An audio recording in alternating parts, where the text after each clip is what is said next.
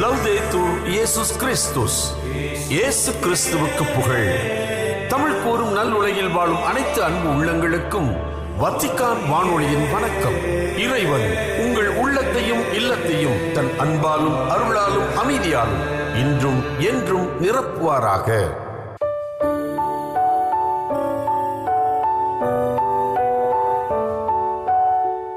அன்பு நேயர்களே, வத்திக்கான் வானொலி இன்று உங்களுக்கு வழங்குபவை இன்றைய புனிதர், அன்னை ஓர் அதிசயம் மற்றும் செய்திகள்.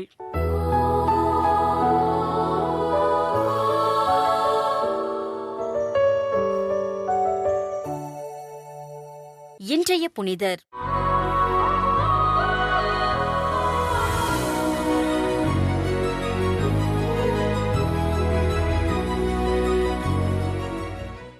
ஜூலை 25.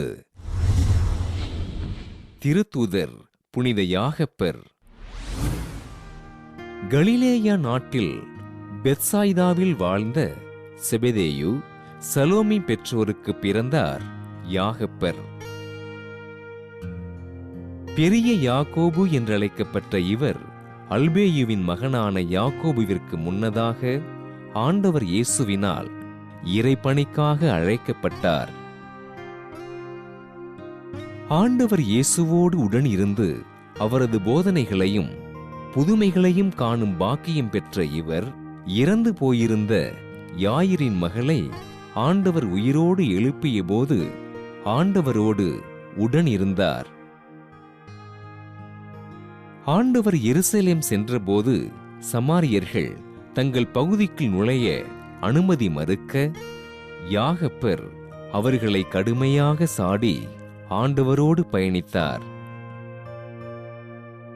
ஆண்டவர் உயிர்ப்பிற்கு பின்பு ஸ்பெயின் நாட்டில் உள்ள இபேரியன் பகுதியில் நற்செய்தியினை அறிவித்த யாகப்பர் அஸ்டூரியஸ், காஸ்டிலா, அரோகன் போன்ற பகுதிகளில் ஆண்டவரை அறிவித்து மக்களுக்கு இறைப்பணிகளை செய்தார். மரியன்னையிடம் பக்தியோடு இருந்த யாகப்பர் ஸ்பெயின் நாட்டில் சரகோசா பகுதியில் ஆலயம் கட்டி எழுப்பி புனித மரியன்னைக்கு அர்ப்பணித்தார்.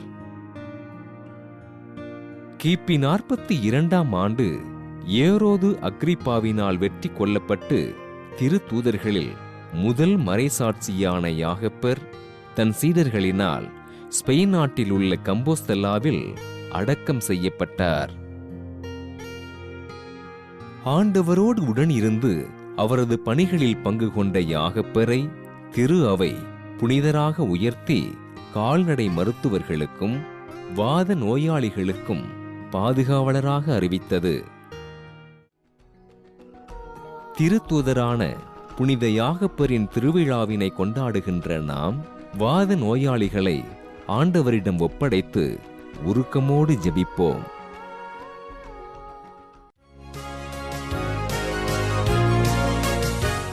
அன்னை ஓர் அதிசயம்.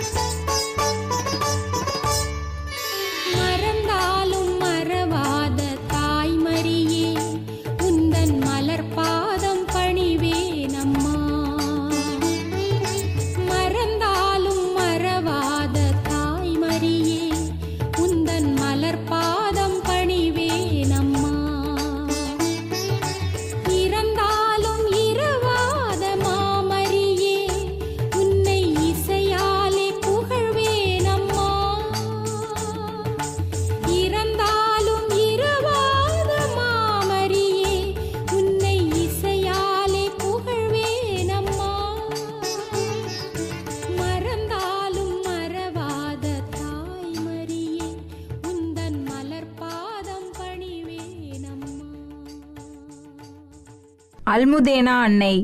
அல்முதேனா அன்னை என்பது கத்தோலிக்க கிறிஸ்தவ சமயத்தில் இயேசு கிறிஸ்துவின் தாயாரான அன்னை மரியாளின் மிகவும் புகழ்பெற்ற பழமையான ஒரு திருவுருவமாகும்.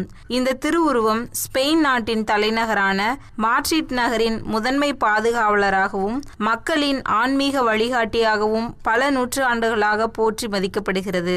மாட்ரிட் நகரின் புகழ்பெற்ற வரலாற்று பின்னணியோடும் மக்களின் ஆழமான இறை விசுவாசத்தோடும் பிணைக்கப்பட்டுள்ள அல்முதேனா அன்னையின் வரலாறு, விசுவாசம் மற்றும் பாதுகாப்பின் உன்னத அடையாளமாக விளங்கி மிகச்சிறந்த தொடக்கமாக அமைகிறது.